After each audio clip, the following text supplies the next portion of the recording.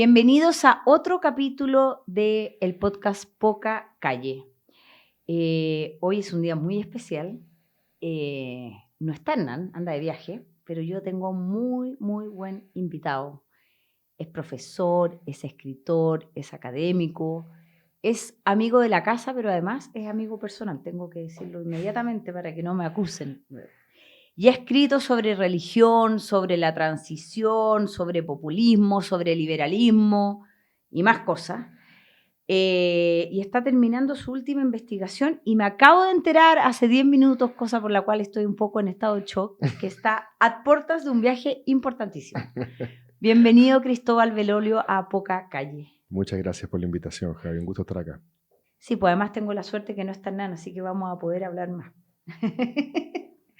Oye, estás escribiendo un libro, me dijeron. Sí, ¿De qué estoy se en la trata? recta final. Se llama La Era del Pesimismo Democrático. Ah, todo que ver con Todo lo que ver, estamos claro. haciendo Y acá. explora la hipótesis. O sea, básicamente se pregunta si es que hay buenas razones para ser pesimista o estamos siendo un poquito alaracos. Esa es la pregunta. Autoflagelante. Claro, o sea, si estaremos quizás viendo... A ver, básicamente la tesis es que a la democracia muchas veces le ponemos apellidos, ¿cierto? Democracia liberal, democracia capitalista, democracia paritaria, democracia social. Y muchas veces cuando decimos que hay una erosión democrática, en el fondo lo que nos pasa es que ese apellido, el valor que contiene ese apellido, es el que no se está realizando y por lo mismo decimos que la democracia está en crisis. Pero en verdad es un problema del apellido más que del nombre.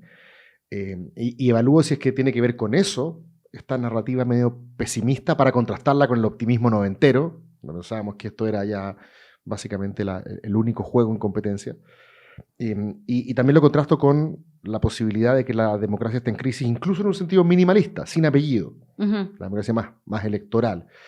Y me paseo, Javi, por tanto la literatura contemporánea que hay sobre erosión democrática, pero también me pregunto si es que el populismo, la polarización, las redes sociales, la política identitaria, juegan o no algún rol en las crisis económicas, en esta narrativa media pesimista que pareciera que estamos experimentando en términos globales. Ese de eso se trata el libro.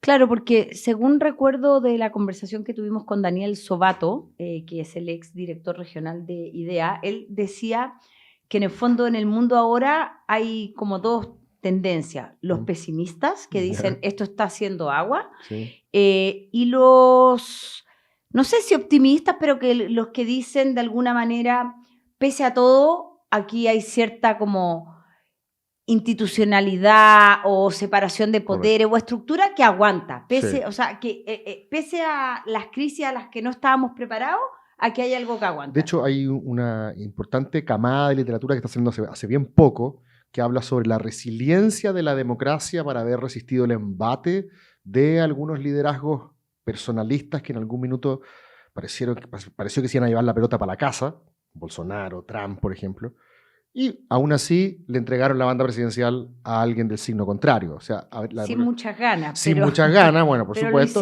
pero ocurrió. Hay otros que dicen, ok, es cierto que hemos tenido una erosión, sobre todo en la parte liberal. Sí, por supuesto. Claro, pero la democracia electoral, por decirlo en términos más minimalistas, la gente sigue teniendo más o menos opciones genuinas a la hora de elegir a sus gobernantes, no en Rusia, por supuesto, pero en otros contextos.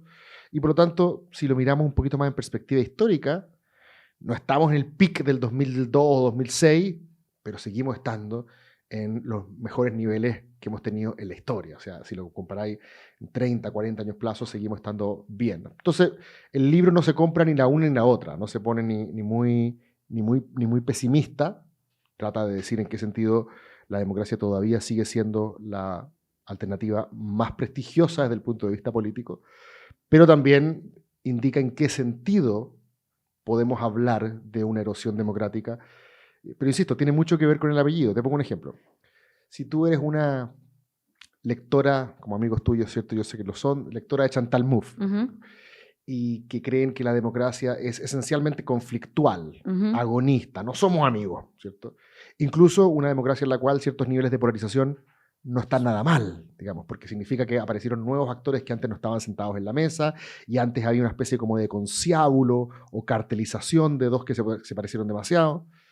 Desde ese punto de vista, lo que está pasando hoy día, que puede ser malo para los liberales, ¿cierto? Puede ser una revitalización democrática Claro. para otros.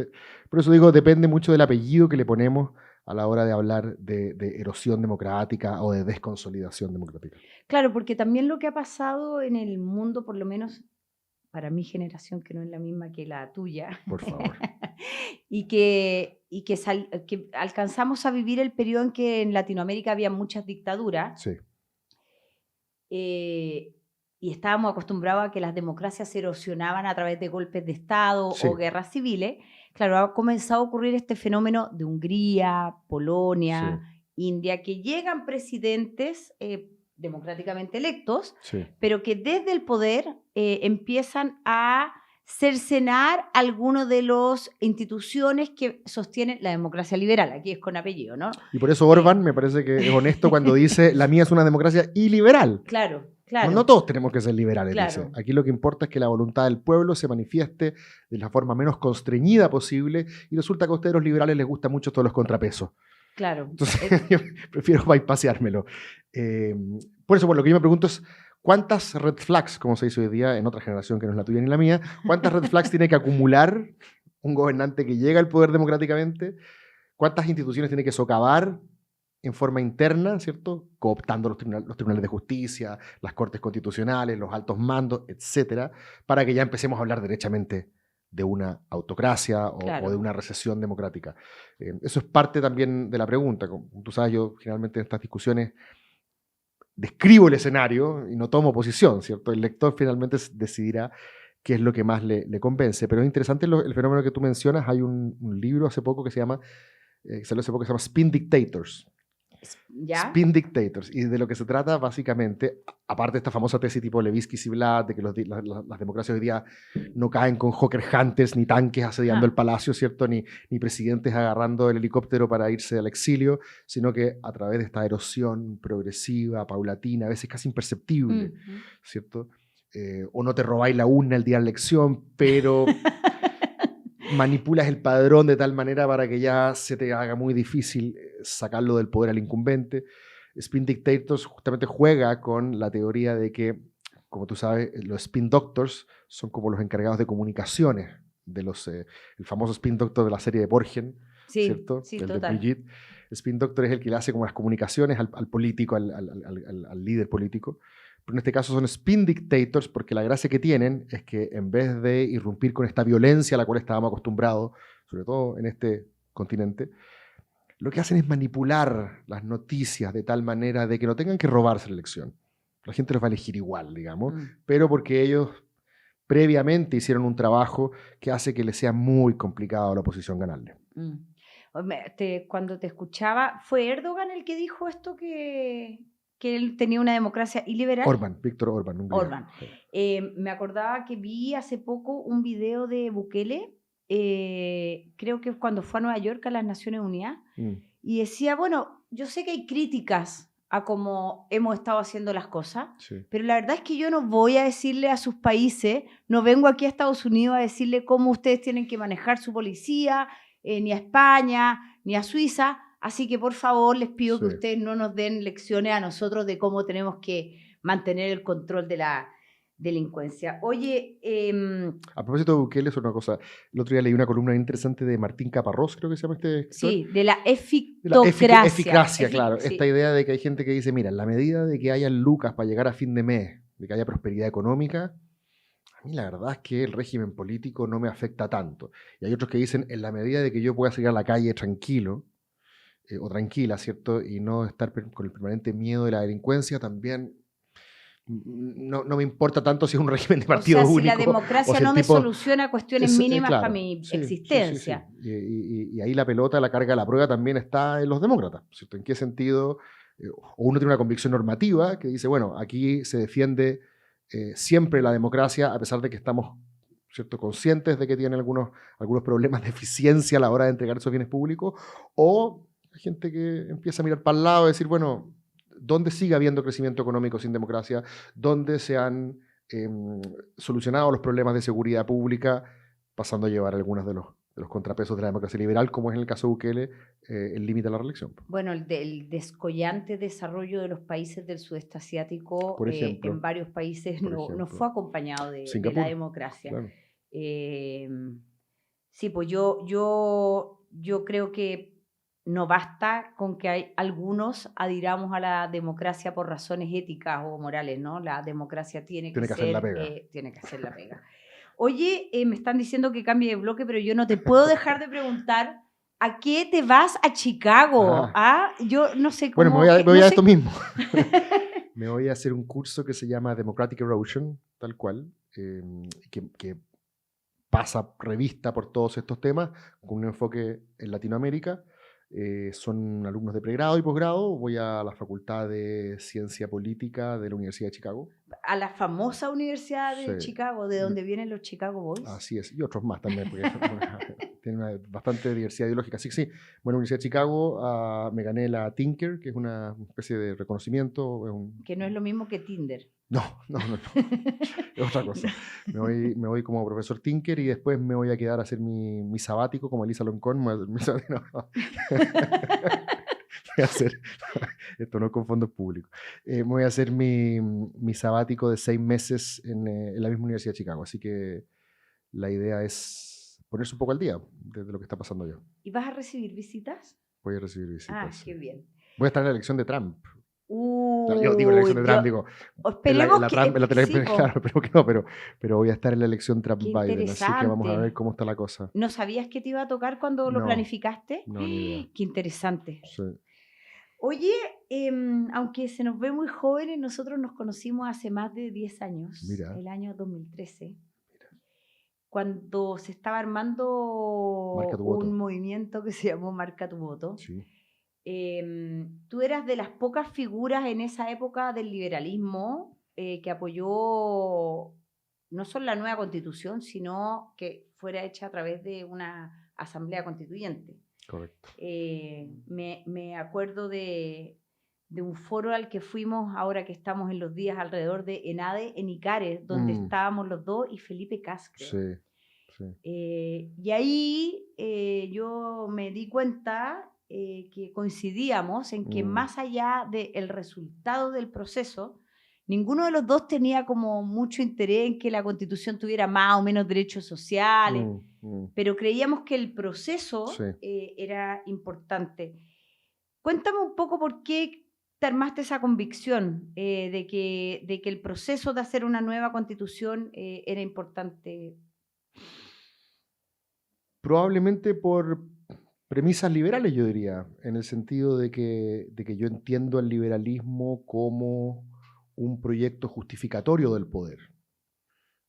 No lo entiendo necesariamente como un credo del laissez-faire. O sea, entiendo que es parte también de la tradición liberal y es la interpretación que algunos hacen, pero al menos yo lo entiendo como un proyecto de justificación normativo, es decir, cuál es la razón por la cual yo puedo establecer una regla e imponérsela legítimamente a gente que piensa radicalmente distinta.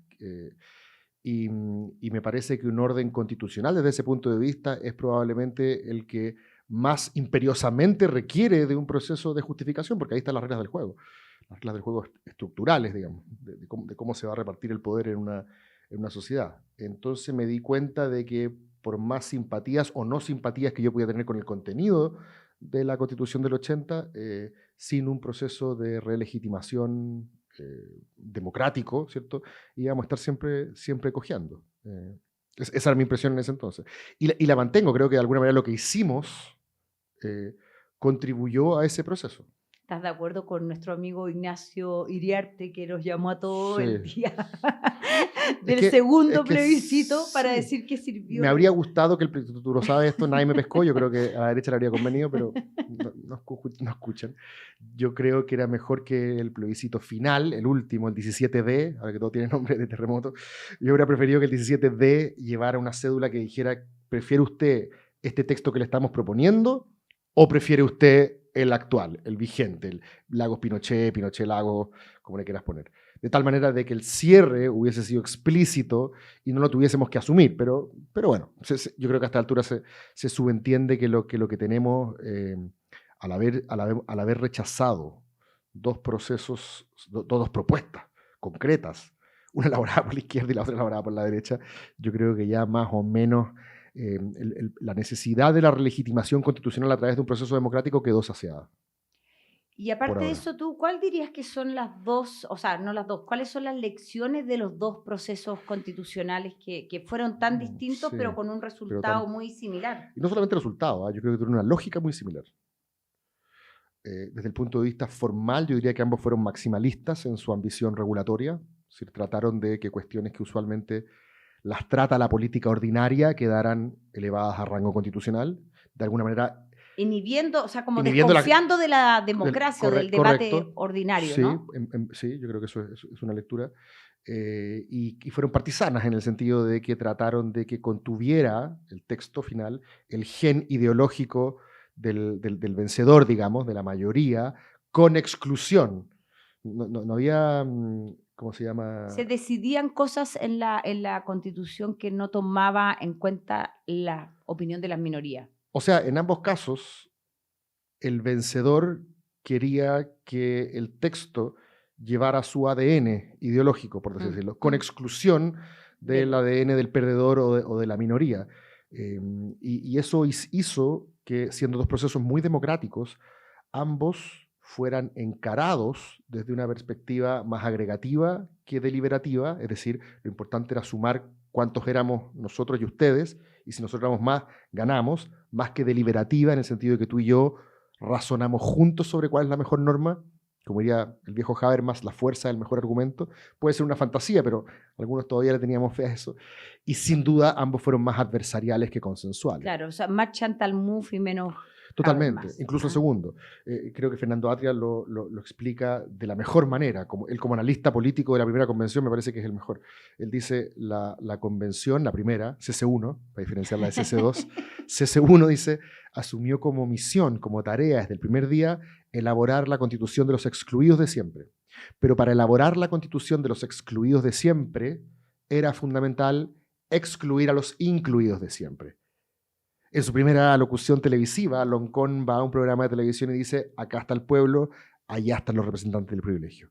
Y de alguna manera, como que para que fuera creíble que el pueblo estaba relegitimando la norma, ¿cierto? Tenían que ver el cadáver de su adversario ahí, para convencerse de que habían ganado. Y en el segundo proceso, si tú te fijas, sobre todo hacia el final, cuando el PC dice, yo no voy a apoyar esto, el republicano dice, al fin, tengo un enemigo que presentarle a mi gente para decir, ellos son contra los cuales estamos votando. De hecho, como terminó la campaña, Boric vota en contra, Chile vota a favor. O sea, ¿qué más adversarial que eso? Y que el que se jodan, con el cual finalmente terminó la franja de esos días. Así que me parece que ambos fueron adversariales, pero eso no me da el derecho de decir, a propósito de la elección, no quiero esquivar la pregunta, no estoy seguro de que un proceso consensual hubiese concitado el apoyo de las grandes mayorías. En una de esas, el texto de los expertos, insípido ideológicamente, pero con un acuerdo en el cual estaban todos, nadie muy contento, pero nadie completamente derrotado. En una de esas, la gente habría dicho, desconfío de los expertos, o desconfío de la clase política que se puso de acuerdo, no lo sé. Yo creo que no hubiera pasado, porque bastaba 50+1 nomás, pero no tengo el contrafactual. Sabemos que dos procesos adversariales fracasaron, pero no sabemos si uno consensual hubiese llegado a la meta. Seremos los últimos habermasianos que quedamos en este mundo. Oye, ¿y tú crees que esa lógica adversarial y partisana ha afectado de alguna manera la democracia y la política ordinaria? Sí. O sea, nosotros no somos todos amigos, ¿cierto? Y es obvio que el conflicto es parte de la vida política. Yo no creo, como se dice, que el liberalismo trate de meterlo debajo de la alfombra. Lo que yo creo es que trata de canalizarlo de la mejor forma posible. Las democracias, si es que alguna gracia tienen, es que justamente canalizan el conflicto en forma pacífica para que no corran ríos de sangre, digamos.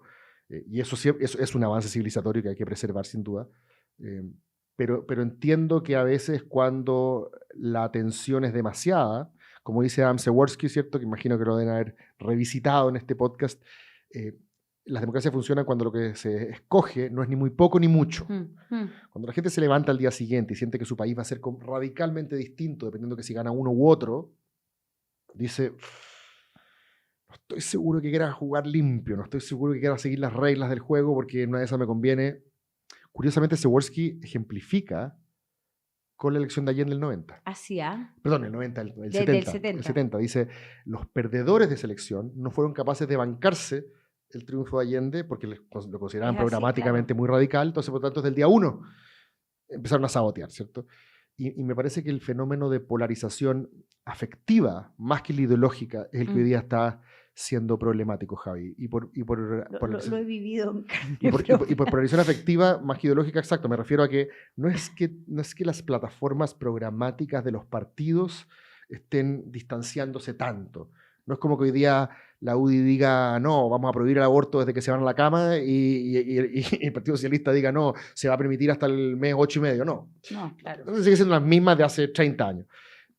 Pero la polarización afectiva, es decir, cuánto detesto a la persona que ocupa los colores del frente, esa ha crecido. Y eso me parece que es problemático porque le envía a los políticos, y a los representantes y a las autoridades el mensaje de que en vez de sofisticar su argumento, lo más rentable, lo más fácil, es inflamar los odios de tu tribu contra la otra. Y ese guión me parece que es complejo si quieres alcanzar acuerdos duraderos, sustentables, que te permitan pensar en el largo plazo, que es cómo se hacen las cosas bien en la vida.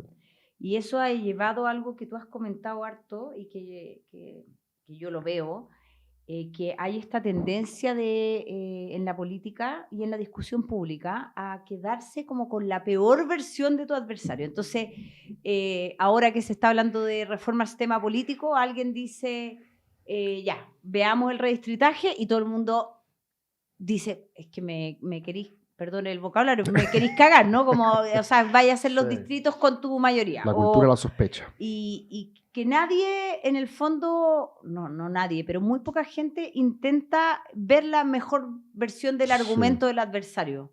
Totalmente. Bueno, el otro día creo que Tironi lo dijo de forma que me pareció graciosa. Dijo, Mochati ganó. Parece que él, como esta idea de estar siempre viendo debajo el agua. Y el que no ve debajo el agua, el que no tiene como algún tipo de prejuicio, sospecha, es ingenuo. Sí. Es tonto. Entonces, obviamente eso es problemático porque alimenta también la crisis de confianza. Y sin confianza hay pocos incentivos para mantener la palabra empeñada, ¿cierto? Claro. Yo no la cumplo hoy día porque desconfío de que tú la vas a incumplir mañana. Claro. Y eso obviamente es problemático.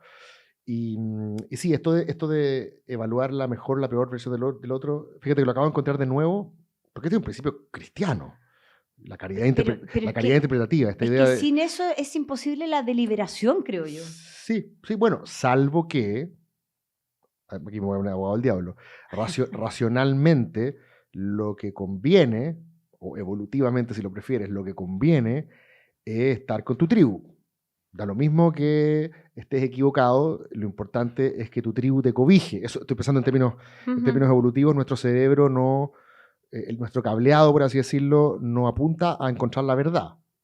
No es para eso que nuestros cerebros evolucionaron para sobrevivir. Y para sobrevivir muchas veces fue más rentable a veces estar equivocado en patota que estar en lo correcto solo. Entonces me estoy diciendo que se entiende por qué se da el fenómeno. Sí, total. Como somos seres humanos, ¿cierto?, racionales, podemos decir, como Kant, ¿cierto?, que ahora cumple 300 años, decir, bueno, me sobrepongo a las tendencias naturales, por así decirlo, de la especie, y creo que podemos hacer algo distinto. De hecho, podemos ganarle a esas tendencias. Pero en el último tiempo parece que esas tendencias no están ganando. Y la idea de dibujar a mi adversario en su peor versión tiene que ver también con reforzar el sesgo. Porque desafiar el sesgo es cognitivamente costoso. Si tú siempre has pensado mal de alguien y de repente te cambia tu opinión, ¿cierto? Sientes como que algo no está en su lugar, ¿cierto? Esas disonancias cognitivas que muchas veces ocurren, creo que deberíamos empezar a mirar con más detalle, pues, por lo menos en el debate chileno. Yo tuve que ir a Estados Unidos para cambiar mi opinión de ese país. De chica, no, pero si yo de chica jugaba que los buenos eran la URSS y los malos eran Estados Unidos, Y la primera vez que fui, es verdad, no estoy inventando. Sí, Y raro. la primera vez que fui a Nueva York, dije, ¿por qué mi familia me ha contado todo esto toda la Sí. vida? Y viceversa, sí, por supuesto. Y yo creo que el tránsito en ese caso que has hecho tú, o de ir y volver, de escuchar, es valioso, pero se da poco, ¿ah? Se da poco Sí. porque uno prefiere quedarse cobijado de alguna manera con el calor de los propios, ¿cierto? No te expones al descampado, el descampado es hostil. Y por eso cuando a veces vemos Es interesante también, ¿ah? pues, bueno, sí. Pero Quiero sí, decir, no está exento de dificultades, pero es interesante. sí, por cierto, por supuesto. Oye, Cristóbal, como decía antes, nosotros no somos de la misma generación. Tú eres más de la generación que hoy día ha llegado al poder, que está Muchas en la gracias, moneda, Javi. que está... Yo me siento entre medio camino, pero no importa. está en la presidencia de la Cámara. Bueno, una nueva generación que emergió y que además... casi, porque no están compartiendo el poder, pero casi bypassó a una generación entera que no habían Sí, accedido al poder. Correcto. ¿Qué análisis haces tú de lo que venía a aportar esta generación nueva? ¿Qué desafíos tienen? ¿Y qué legado, no sé si van a dejar porque les queda mucha vida por delante, pero Sí. ¿qué evaluación haces tú de Yo soy siempre oficialista, Javi, tú lo sabes. Así que... somos de un lugar común, ¿eh? Yo digo No. soy gobernista. Sí, no, yo a ver, juzgaría o evaluaría, mejor, juzgaría suena muy duro, evaluaría la contribución política de esta generación, como tú lo dices, en perspectiva, ¿cierto? Y a veces los árboles no dejan ver el bosque. Y en este caso literal, los arbolitos a veces no dejan ver la contribución, digamos, en el mediano y largo plazo. Si lo vemos en perspectiva, cuando asumió este gobierno, hoy día estaba leyendo que Kast andaba en una cumbre de líderes conservadores. Sí, pues está con Orbán. Después de Exacto, pasar por El Salvador, correcto, pero ahora está con Orbán. Correcto. Y Kast decía algo así como: Boric prometió el paraíso progresista y en cambio nos dejó una pesadilla. Pesadilla. Y me parece interesante porque cuando elegimos a Boric. ¿Esto ¿cierto? lo dice desde Hungría Sí, el candidato? Correcto. Y cuando elegimos a Boric, a mí no me cabe duda de que deben haber habido empresarios o personas que votaron más que por Kast contra Boric en su momento, ¿cierto? Así como hubo gente que votó por Boric para votar contra Kast. Que debe haber pensado que aquí venía, no sé, el grupo de Puebla, el foro ¿cómo es? El foro de Sao Paulo y todo eso. Y pensaron en Boric y vieron una versión millennial de Chávez, claro. Una cuestión media filo revolucionaria, subversiva. Pero si tú miras esto con un mínimo de seriedad y respeto a la evidencia, totalmente, ¿cierto? Estamos hablando de un país donde se respeta el Estado de Derecho, donde hay separación de poderes, donde hay debido proceso, donde los pesos y contrapesos funcionan, donde la oposición, si quiere, bloquea. te acusa constitucionalmente a todos los ministros, donde el presidente se dio por decirlo de alguna manera, perdió un plebiscito donde básicamente se dilapidó el proyecto original, y en esta región estamos acostumbrados a que los presidentes hacen plebiscitos para ganarlo, no para perderlo, y cuando los pierden, los invalidan, ¿cierto? Totalmente. Entonces, desde el punto de vista de las credenciales democrático-liberales, si las quieres llamar así, del presidente Boric y de... No sé si de su generación, pero en este caso ya lo estoy encarnando en él, ¿cierto? A mí me parece que ha sido impecable. O sea, más allá de que tú puedas estar de acuerdo no con la política del litio, todas esas cosas es cancha. Pero fíjate que lo más terrible que hemos conversado es que parece que la vocera Vallejo mandó a llamar a una comisión de académicos para estudiar el fenómeno de la desinformación. No tiene ni dientes, pero es lo único que hemos como conversado, como una potencial amenaza, y lo más probable es que le entregue la banda presidencial a alguien del signo contrario, creo. Es lo que hoy día muestran los números, ¿cierto? La tendencia. Y la tendencia. Entonces, por lo tanto, a mí me parece que la democracia hay que medirla en perspectiva, ¿cierto? No estar tan encima porque a veces no nos deja entender lo que está pasando. Dicho eso, hay una cuestión que también me parece una contribución. Yo sé que hay gente que no le gusta mucho esto. Desde la derecha porque no le creen que sea sincero, y desde la izquierda porque sienten que les resta amor propio.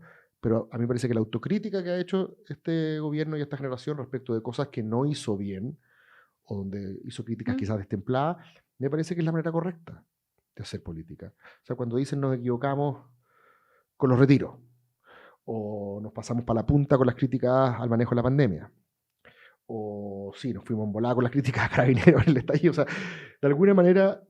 Tienen capacidad de aprender. Sí, y eso me parece que es crucial. Yo entiendo que uno tiene que llegar al gobierno para aprender, pero las características en las cuales se dio la última elección, donde parecían coincidir una serie de fenómenos, el vencimiento de toda una generación política que fue sentada en el banquillo de los acusados, en el estallido, la importancia de que Jadwe no llegara, porque por eso Boric está aquí. De Sí, claramente. Manera, Hay gente que no fue a votar en la primaria en la que yo estaba para ir a votar a esa primaria para que no ganara Jadwe. Exacto, y yo creo que la forma como sucumbe el sistema de partidos tradicional, de alguna manera, porque hasta la elección del 2017 estábamos acostumbrados a que las dos grandes llegaban a la segunda vuelta, y aquí no llegó ninguna de las dos grandes. Se nos olvida que los representantes de las dos grandes eran Sichel y Jasna Proboste. Sí, totalmente.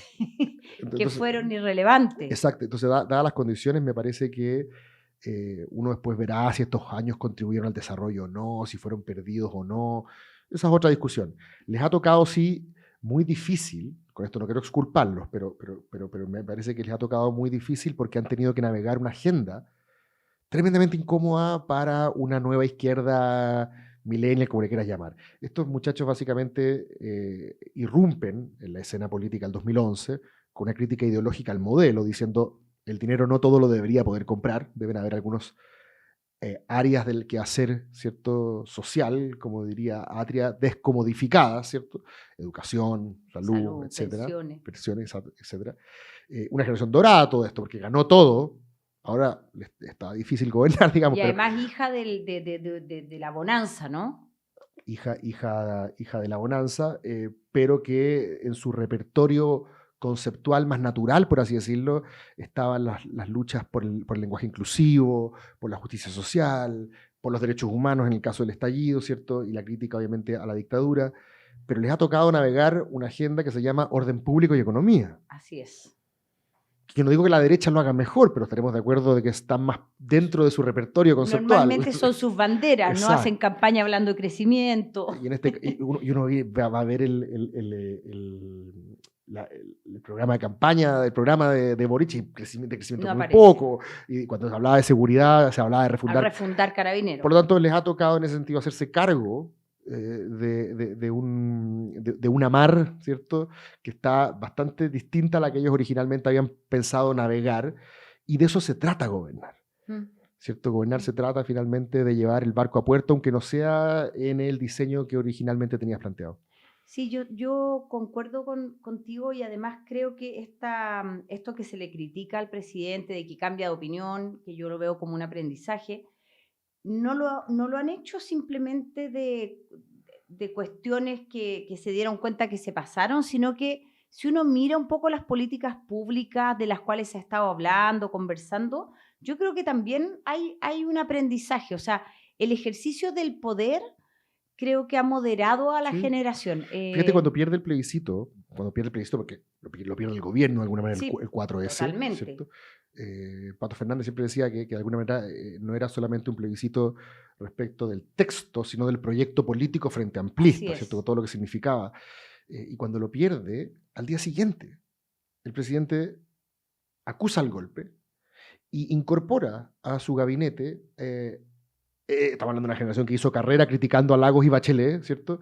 Y pone de ministra de Interior a la hija política de Lagos, por decirlo de alguna manera, y pone en Sexpress a la hija política de Bachelet, por decirlo. Así es, entonces, yo creo que ahí hay un aprendizaje, efectivamente, y alguien me dirá, uno no llega al gobierno a aprender, está bien, pero uno no elige las circunstancias en las cuales llega. Uno lo único que puede hacer es evaluar cómo se hizo con esas circunstancias. Y hoy día tienen una relación, pero increíble, con la presidenta Bachelet. O sea, es como la... Que yo siempre pensé que iba a ocurrir. Sí, porque ella tiene que ver también con el surgimiento de estos liderazgos y partidos en la Fundación Dialoga. O sea, sin Dialoga... Sí, se habría demorado más, ¿no? Y además toda esta cuestión media edípica de que ella, en el fondo, no le dio la pasada a ninguno de sus dos hijos. El hijo chascón era Marco y el hijo Mateo era Andrés Velasco, de alguna manera. Y eso no ocurrió, que eran los de la generación X la que venía. Sí. Y ahora termina exacto, y ahora termina como suscribiendo el proyecto político de los nietos. No bypassó. Claro. Oye, antes de irnos a ver un vídeo que hicimos hace algunos días en Plaza Italia, te quería preguntar, ¿tú crees que la academia está, debido al nombre de este podcast, medio desconectada de la calle o está cumpliendo su rol en la discusión pública, está conectada de los debates que está teniendo la sociedad? O sea, me parece que hay una dimensión de la academia que consiste justamente en no estar muy en la calle, porque tiene de alguna manera que aplicar método, tiene que buscar una forma más o menos sistemática de minimizar sus sesgos, ¿cierto? Y esas cosas no son de guata, digamos, no es lo que sentí, lo que viví, es que tú no Y estuviste... que a veces no va con la opinión pública, está en un lado. Exacto, exacto. Evidencia anecdótica no es evidencia científica. O sea, la academia en algún sentido tiene la misión de desapasionadamente, yo sé que esto a veces puede ser controversial, otros pensarán que no, otros pensarán que los académicos tienen que ser activistas, está bien. Que hay Pero, distintas claro, pero por lo menos hay una dimensión, estarán de acuerdo conmigo, incluso los que tienen un compromiso más intenso con alguna causa. Y está bien en la medida que se entienda que son dos roles distintos, ¿cierto? Mi rol como activista es defender una posición. Mi rol como académico es hacerme las preguntas correctas y no predeterminar el resultado o la respuesta. Entonces, me parece que desde ese punto de vista, la acusación de tener más o menos calle, la pregunta que quería yo, ¿están haciendo bien su pega o no? Después del estallido, horas después del estallido, muchos colegas publicaron libros que tenían escritos desde antes, sí, justamente para que calzara su tesis, claro, ¿no? Oye, pero qué bien conectados con la calle. Envejecieron. No envejeció bien, claro. Creo que había que darle un poquito más de espacio a la perplejidad, ¿cierto? Y no solamente al entusiasmo, en este caso, de la calle, por llamarlo de alguna manera. Pero sí, me parece que uno podría estrechar, digamos, vínculos entre la academia, la sociedad civil, las expresiones de activismo. Parece que todas esas cosas igual de alguna manera ocurren. No lo veo tan... ponte a pensar, por ejemplo, en red de politólogas, ¿cierto? Son muchas académicas, ¿cierto? Que hacen pega académica seria, que publican papers, que hacen conferencias, ¿cierto? Y que han logrado varias cosas. Pero al mismo tiempo... Sin ellas no hubiera habido la regla de paridad. Tal cual, eso te iba a poner. O sea, hay una incidencia en el debate público, ¿cierto? Totalmente. Sí, me parece que en eso no... Sí, vi que ahora también se activó algo así como el Colegio de Cientistas Políticos para hacer propuestas. Sí, estoy escribiendo justo eso, la rebelión de los politólogos. Sí. Oye, nada, estuvimos en Plaza Italia durante esta semana haciéndole una pregunta a la gente y te vamos a mostrar el video. Dale.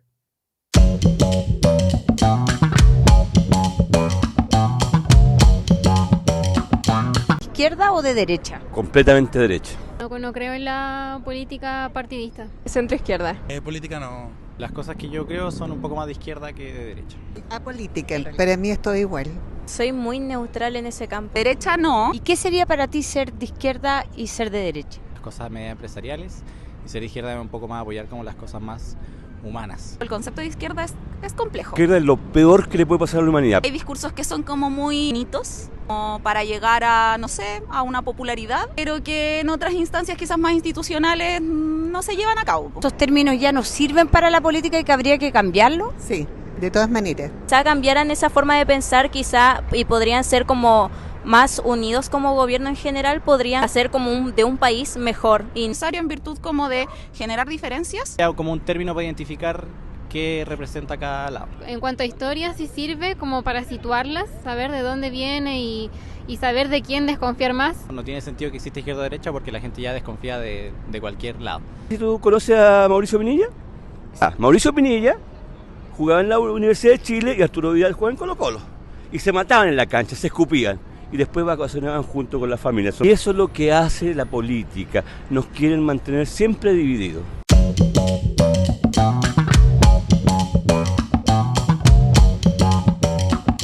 Le gusta la alegoría deportiva al Chile, ¿no?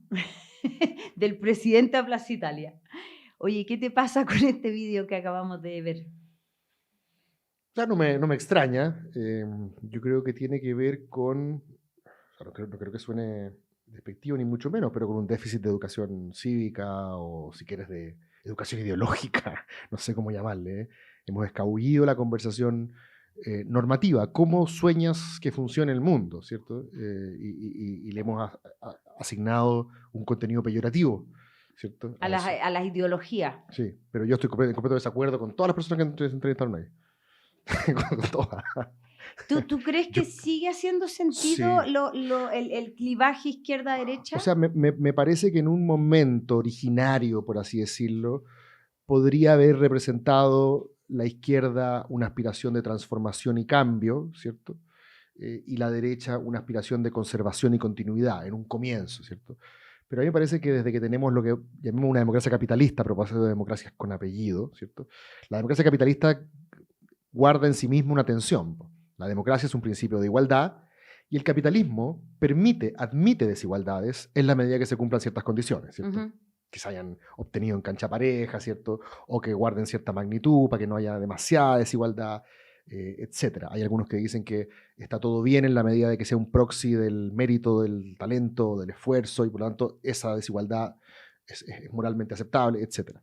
Entonces, esta tensión interna de la democracia capitalista me parece que nos entrega una visión de izquierda y derecha que yo considero que guarda todavía cierta validez. Y me voy a referir a cuál es. Y que de alguna manera ya estaba en lo que hablamos hace un rato. ¿Qué es lo que el dinero puede y no puede comprar? Si yo, voy a ponértelo en términos súper bipolares, lo más crudo posible.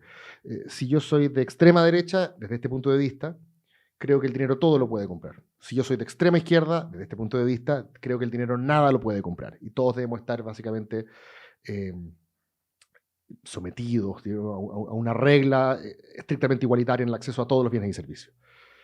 Generalmente nosotros pululamos en un lugar intermedio, ¿cierto? A veces nos parece moralmente repugnante que alguien diga... Que se pueden comprar niños. Por ejemplo, exacto. Pero tampoco, incluso el Frente Amplio, cuando irrumpe, todavía no era Frente Amplio, el 2011, dice, bueno, saquemos la educación del ámbito del mercado, del ámbito del mercado, ¿ah? Del ámbito del mercado, pero no dice, cuando vayamos a comprar zapatillas, ¿cierto?, que todos tengan las mismas. Así es. Nos puede, como dice Michael Sandel, la balconización de la vida social nos puede dar rabia cuando la entrada al avión se da de acuerdo a los que compraron pasajes más caros y después al final entra el perraje, ¿cierto? Pero decimos, bueno, da lo mismo, ¿a quién le importa? Vamos todos en el avión. Pero supuestamente habrían lugares del quehacer social, ¿cierto?, donde obligamos el encuentro y como el mozo del Resplandor le decimos, your money is not good here. Usted aquí no puede poner plata porque si la pone, introduce un criterio de diferenciación en el acceso que consideramos que es incompatible con la regla. Yo creo que la izquierda y la derecha siguen siendo, en ese sentido, coordenadas más o menos válidas para explicar la posición de unos y de otros. ¿Cuál va a ser el clivaje que viene? Y si a ese clivaje le vamos a poner izquierda y derecha, no lo sé. Hoy día, probablemente en Europa, el mejor predictor para saber por quién vas a votar es tu posición frente a la integración regional y la migración. Pero aunque aparecieron ahora en Alemania, hay como una izquierda conservadora, escisión sí, del Die Linke que es antimigrante. Sí, exacto. Bueno, que tiene que ver con lo mismo, porque ¿cuál es la pregunta dramática que hay que contestar, por así decirlo? El gran problema de los sistemas de partido tradicionales europeos, y en parte el chileno, que es del mundo binominal, llamémoslo así, es que estaba contestando una pregunta que se transformó cada vez menos relevante. La pregunta relevante que hay que contestar ahora es, ¿dónde te paras tú frente a la pregunta, por ejemplo, migración?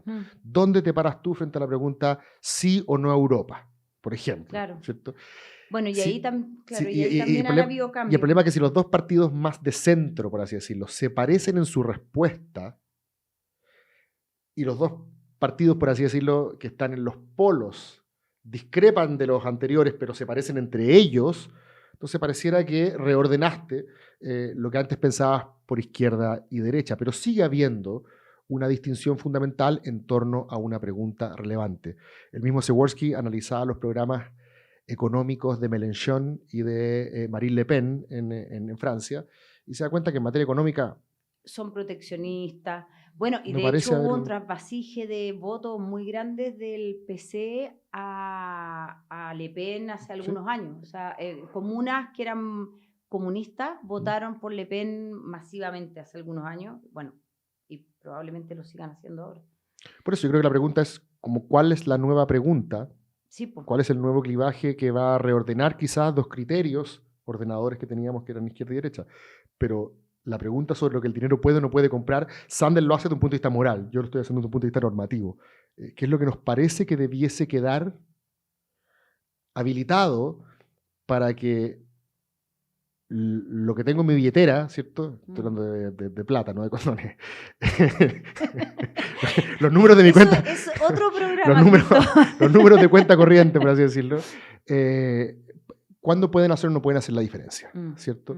Yo me acuerdo cuando... ¿Tú crees que esa pregunta sigue...? Cuando yo era joven, me acuerdo, fui a ver a AC/DC a la pista atlética y la entrada costaba 10 lucas para todos.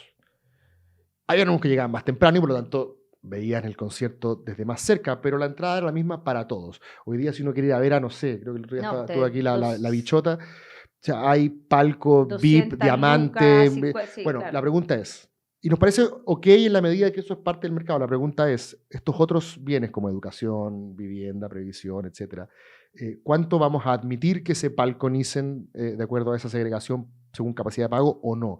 Yo creo que ahí izquierdas y derechas tienen legítimamente una respuesta distinta. Unos dicen, no, yo creo que yo salí en la noche, agarré el auto y me hice 90 lucas adicionales y con esas 90 lucas adicionales quiero pagar un financiamiento compartido o copago para mi hijo. Y esa diferencia que yo estoy haciendo, que efectivamente estratifica de alguna manera, lo saqué de un lugar y lo puse en otro, es legítima en la medida de que ahí está mi trabajo, ¿cómo se llama?, reflejado. Me parece que normativamente es perfectamente legítimo que izquierdas y derechas tengan respuestas distintas frente a esa pregunta. Y siguen existiendo. Y me parece que sí. Oye, ¿y el centro existe? ¿Tiene alguna viabilidad? ¿Te interesa como espacio político? No a ti como militante, sino que Sí. crees que es un aporte... Es interesante porque cuando hablamos de izquierda y derecha muchas veces los pensamos en términos absolutos, como que representaran ciertas coordenadas fijas y a veces en términos relativos. Uno siempre es la izquierda de alguien y la derecha de alguien, ¿cierto? Sí. Entonces cuando yo pienso en el centro, pienso más o menos en... A mí siempre... Claro, pienso en Nunca eso. llego a mi lugar. Pienso en que es la izquierda de alguien y la derecha de otra persona. Lo pienso más en términos relativos que absolutos. ¿No? Pero imagino que en términos absolutos serán posiciones más bien moderadas y que estas preguntas las responden combinando algunos factores. Pero si me permites que te invente un clivaje, yo creo que el clivaje entre adversariales y consensuales, Javemarianos y Habermasianos y smithianos, por así decir, o ronsianos y smithianos, es interesante explorarlo hoy día, porque los que en último tiempo se han dicho de centro en Chile, ¿cierto?, van a sin filtro, con un nivel de estridencia, totalmente. que a mí me parece que se parecen más a los adversariales que a los consensuales. Entonces me da lo mismo que estén ubicados en el centro, en la medida de que el estilo que tienen de hacer política, la forma de encarar el debate público, sea más parecido a la necesidad de mostrar dónde estoy yo, dónde está el otro, antes que construir acuerdos. Un consenso. Sí.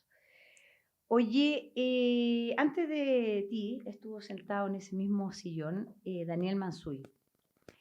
Y sin saber que eras tú el que venía, te dejó una pregunta. Te invito a verla. A ver.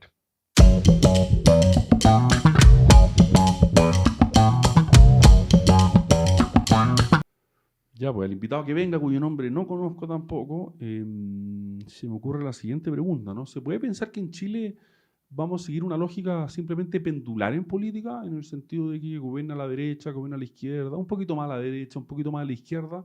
¿O este péndulo que hemos visto, en fin, el último presidente que entregó la banda a alguien de su coalición fue Ricardo Lagos, el 2006? ¿O este péndulo va a cambiar de naturaleza en algún minuto, ¿no? Si es que uno pudiera pensar que esto se va a ir a otro lado, en el sentido de que las categorías de derecha e izquierda ya no van a ser las más pertinentes para leer lo que vaya a pasar, ¿no? Porque uno, si es que gana Evelyn Matei es un cuadro, pero si eventualmente gana otro candidato puede ser otro cuadro. Para formularlo directamente, ¿van a seguir la derecha y la izquierda haciendo las categorías pertinentes para leer el futuro político en Chile? Creo que es una pregunta así gorda que no puedo contestar, así que se la dejo formulada y estaré atento a la respuesta que dé el próximo invitado.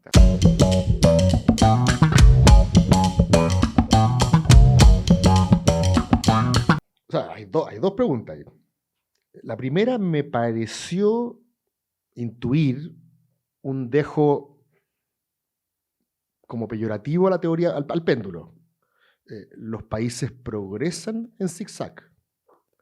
Y no tiene nada de malo. De hecho, los que creemos en que la alternancia es de alguna manera un rasgo positivo en la democracia, no me parece nada de malo que pasemos en la medida no de... quiero ser abogada del diablo. Mansuy, pero me imagino que cuando él habla de péndulos es del extremo de un lado al extremo pero después del otro, dijo, más que de la alternancia. Ok, estamos interpretándolo. Sí, pero creo que yo creo que estamos demasiado cerca, faltan que los historiadores después hagan la pega de ver si la era Caburga, como le llamo yo, Bachelet Piñera, fue desde el punto de vista de su Con una foto explicas eso. Desde el punto de vista de su interacción interesante, porque ella como que prometía que ciertas cosas iban a ocurrir, ¿cierto? Y después él llegaba y decía, ¡ay, cómo lo financiamos! Entonces hay que meterle leños a la locomotora de la economía, hay que de alguna manera, porque ya no se podía como deshacer de las promesas realizadas. Lo estoy viendo con ligereza, con humor ahora, pero me parecería interesante, ¿cierto? Explorar si es que, como decía John Stuart Mill, los partidos que progresan son aquellos que tienen un partido del cambio y uno de la continuidad. Si fuera del puro cambio, ¿cierto? No tendríamos nada a lo cual asirnos, ¿cierto? Ni siquiera podríamos probar si las cosas que tenemos resultan, ¿cierto? Pero si fuera la pura continuidad, ¿cierto? Un partido que solo defiende el statu quo, no tendríamos ninguna posibilidad de explorar si tenemos horizontes mejores que quizás todavía no hemos revisado. Entonces me parece que ese zigzag no es algo necesariamente malo. Eso, Hoy una defensa del péndulo aquí. Es que péndulo pareciera como que emocionalmente pasamos de un lugar a otro, porque además mucha gente pedaleó la teoría del péndulo a propósito de lo que ocurrió con los procesos constitucionales. Acuérdense que esa fue la primera reacción. Los chilenos están locos, ¿cierto? Querían derribar el modelo a martillazos y ahora se aferran a él como quien no quiere separarse de un ser querido, ¿cierto? Esa fue la primera lectura. Pero la segunda lectura fue esta de que esto no es péndulo, esto es la modalidad del voto. ¿Te acuerdas? La segunda lectura fue, no es que Chile pase a ser de izquierda y de derecha de un día a otro, sino es que con voto voluntario le va mejor a la izquierda porque es capaz de movilizar la rabia de su base electoral, y con voto, ahora que tenemos voto obligatorio, esto lo dijo desde Ascanio Caballo hasta Pablo Longueira, el voto obligatorio habría revelado un perfil esencialmente conservador o más moderado de los chilenos, ¿cierto? De derecha. Falso, al final no fue ningún... creo que eso no era el caso. Longueira decía que el 17D, el texto que propusiera la derecha, como Chile era de derecha, si se lo compró básicamente el sector, iba a ganar con un 60% para arriba. ¿Ah, sí? Eso fue lo que una misiva a sus correligionarios. Quizás hay un ánimo anti-establishment que tiene que es más no un poco, solo en Chile, ¿no? Exactamente, que es lo que menciona Titelman en su libro, que no es tan raro que alguien haya participado, aunque sea anímicamente, del estallido social, y después haya terminado votando por París y quizás rechazando los números dicen que eso ocurrió. Exactamente, entonces hay que mirar eso todavía con detalle. Así que no creo que haya que comprarse la teoría pendular, creo que en general el zigzag es algo que yo entiendo que puede parecer inconsistencia, pero las democracias funcionan de esa manera. No sé si, yo me imagino, conociendo a Daniel, que no está pensando en que entregarle la banda a alguien de tu sector sea, ¿cómo se llama? En el caso del PRI mexicano durante los años 20, no creo que lo esté viendo como un modelo de virtud desde ese punto de vista. Creo que es importante la continuidad de ciertas políticas públicas, por supuesto, de lo cual Chile en su tiempo se enorgulleció, a pesar de que cambien de mano los gobiernos. Y en ese sentido tienes razón. Si llega un extremo a destruir todo lo que el otro hizo, no parece muy constructivo en el largo plazo. Ahora, su pregunta de si las izquierdas y derechas como categorías van a seguir siendo válidas, me da la impresión de que la respuesta de alguna manera la había anticipado cuando me pregunto. A ver, creo que en una democracia capitalista la pregunta por lo que el dinero puede o no puede comprar sigue siendo la fundamental. Esto, en todo caso, lo que estoy diciendo ahora no es muy esotérico. Es lo mismo que decía Norberto Bobbio, Sartori, solo que adornado de otra manera, con un lenguaje sandeliano. Pero Bobbio decía, la diferencia es que es la posición frente a la desigualdad, ¿cierto? La izquierda considera que la desigualdad... ¿Y cuál es el origen? La izquierda consideraría que la desigualdad es un producto artificial resultado de una serie de estructuras humanas. Y es injusto, y por lo tanto es cosa de cambiar las estructuras humanas para no tenerla. Y la derecha, decía Bobbio, cree que la desigualdad de alguna manera es una expresión natural de la diferencia de los talentos, del esfuerzo, y por lo tanto se legitima la desigualdad. Ahí la pregunta es cuánta, en qué condiciones, etc. Pero si te das cuenta, lo que he dicho yo es básicamente reempaquetar eso con otra terminología.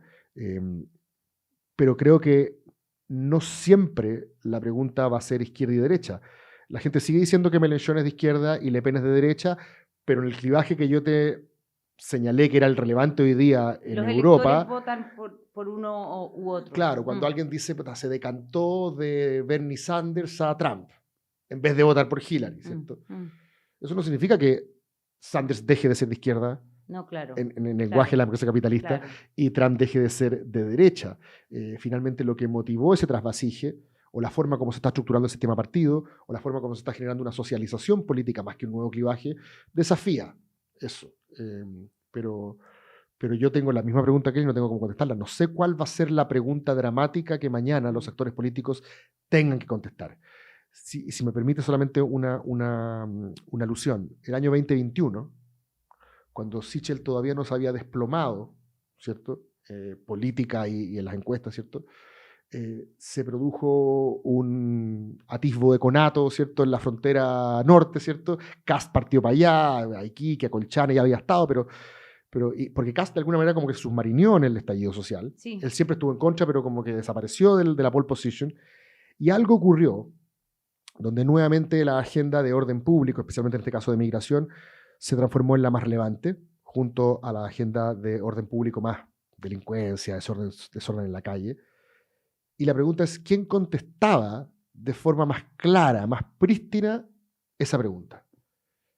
Y la contestaba Castro. Claro. Puede ser una respuesta que a nosotros no nos guste, o que en general a la gente le guste más o menos, pero él tenía una respuesta clarísima frente a la pregunta más relevante.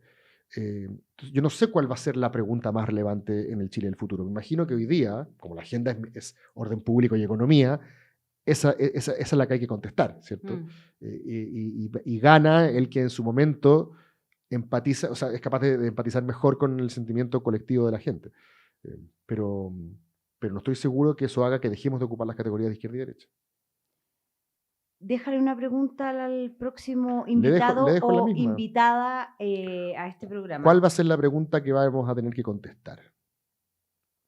No te va a escuchar antes, así Ah, que explícale, explico. no va a haber, no sé si va a haber todo el programa. Es que lo voy a tener que ver. La pregunta es lo que ha ocurrido en Europa en el último tiempo, ¿cierto? Europa es como el gran paradigma de cómo los distintos clivajes que fueron formando el sistema de partidos se fueron superponiendo. El clivaje religioso, el clivaje de clase, el clivaje campo-ciudad. Y de alguna manera Chile, si te fijas, es heredera de esos clivajes, ¿cierto? En el siglo XIX nuestro, el clivaje era religioso. A principios del siglo XX entró el clivaje de clase y aparecieron los partidos obreros. Después el clivaje campo-ciudad con la inclusión de la ADC. Y muchos creen, esta es la tesis de Tironi, ¿cierto?, que el 88 fue capaz de, el sí y el no, subsumir todos los clivajes anteriores en el clivaje o la fisura que él llama democrática autoritaria. Claro.